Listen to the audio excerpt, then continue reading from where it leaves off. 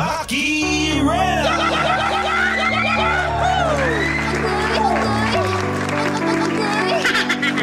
Maki Alam! Maki Alam!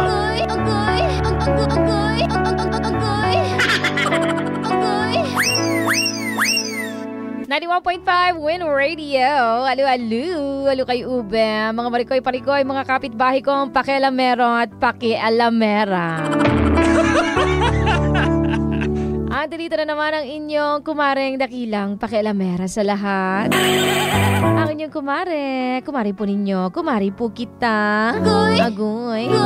Agoy kalami. Opo, day. Ako yan. Maki Rena at your service, live na live nationwide, worldwide, and uniwide. Para pakialaman na naman ang buhay ng may buhay. Always willing makialam. Dito pa rin sa Maki Alam. Maki Alam! Maki Alam! Mga kapitbahay natin dyan na kanina pa gustong-gustong makialam. Kanina pa umaatake dyan sa ating comment section. Punta na kayo sa ating FB page ha, 91.5 Win Radio Manila Facebook page. Hanapin nyo lang ang ating post ngayong araw na ito sa Maki Alam. Yang istorya ni Sheng ng Marikina. Hanapin nyo yung ilang buwan na akong tagtuyot. Yan. Diyan kayo makialam sa comment section dyan sa baba. Pakialaman at payuhan natin si Sheng ng Marikina. Atake! Ano ba mga kapitbahay? Ready na ba kayo? Kung ready na kayo, abay mas ready ako. Tayo na't pakinggan at makialam sa problema ni Sheng ng Marikina. Maki Alam! Maki Alam! Maring Maki Rena, sana madamayan mo ako sa pinagdadaanan ko ngayon. 2 years din akong naging OFW sa Hong Kong. Noong 2024, napilitan akong umuwi dito dahil na rin sa sobrang homesick ko. Gusto ko na kasing makasama ang 2 anak ko at syempre, ang asawa ko. Pero nang umuwi ako dito, Maring Maki, naging madalas ng pag-aaway namin ng asawa ko. Okay naman kami noong nasa Hong Kong ako, kaso noong umuwi ako dito, nag-iba na ang ugali niya.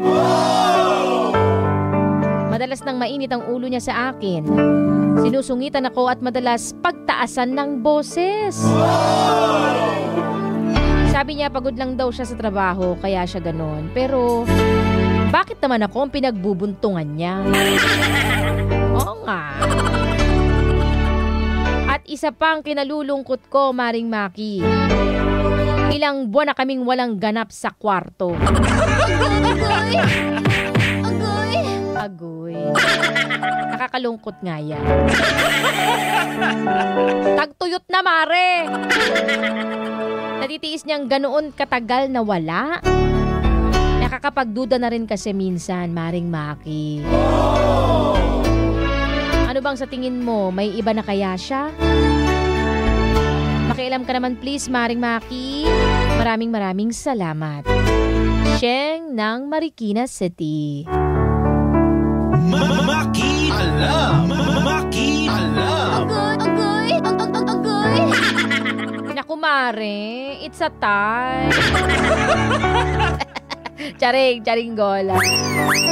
It's a tie sa tagtuyo.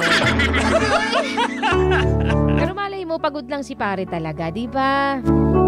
Pero sadya nakakapagduda nga rin naman na parang hindi na siya il na il sa'yo, gano'n. Samantalang dati, kulang na lang magiba yung kwarto dahil sa Bembang Station yung dalawa. Marami kasing factor yan, Mare, ha? Iisa-isahin ko sa'yo. Una, baka pagod. Oo, pagod. O kaya kulang sa sustansya, ganyan. Not enough vitamin. Kasi diba, alam mo naman tayo, nagkakaedad na. Painumin mo ng mga supplements. O kaya magluto ka ng mga pampadagdag ng spark. Ganun. Yan ang una, ha? Ito naman ang pangalawa. Pangalawa kasi baka nagsasawa na si pare sa paulit-ulit. mo rin kasing mag-explore. O, diba? Mag-search ka, manood ka sa YouTube. Dami dyan. Dami mga exercises. Try mo rin mag-explore, maging adventurous paminsan-minsan, no? Para lang may iba ba? Diba? May iba, may maiba at bago na makaka-excite sa inyong mag-asawa. Ganun! Ngayon, kapag ka nagawa mo na yan lahat, yung una at pangalawa, saka ka pumunta doon sa pangatlong factor. Una, pangalawa, wala pa rin nangyari, ha? Ito ang pangatlong factor dyan. Baka kaya nanlalamig sa'yo kasi sa iba na nag-iinit. Agoy. Alamin mo, ha? Diretsahin mo at tanungin mo siya. Kung ayaw umamin na talagang dudang-duda ka pa rin, mag-imbestiga ka na. Akong bahala sa'yo. Mag-imbestiga ka na, pero wag mo ipapaalam sa kanya, ha? Quiet ka lang. Low-key, ganun. Pero dapat, syempre, ready ka sa malalaman mo, mare, ha? Mag-ibon ka ng ebidensya. I-screenshot mo, i-print mo, tapos i-compile mo sa isang clear folder.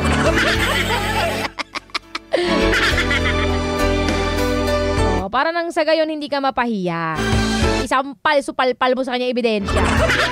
Kung sakasakaling mahuhuli mo talaga siya at may malalaman ka sa kanya. Minsan-minsan kasi kailangan ginugulat yung mga yan kapag may ginagawang kalukuhan Tingnan muna natin, mare, ha? Tapos, balikan mo ko ulit. Kung ano nangyari. Tatlo yan, ha? Tatlo yung binigay ko sa yung factor. It's either una, yung pangalawa, o yung worst, yung pangatlo. Pero wag naman sana yung pangatlo.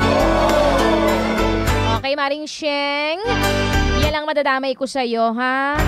Maraming salamat. Pinahintulutan mo kung makialam sa iyong pinagdaraanan ngayon. Mga kapitbahay naman ang aatake. Go mga kapitbahay, makialam sa comment section. I-share nyo rin ang ating post para makialam din ang ating mga kapitbahay sa pinagdaraanan ni Sheng para maraming basahin si Sheng at makitang payo.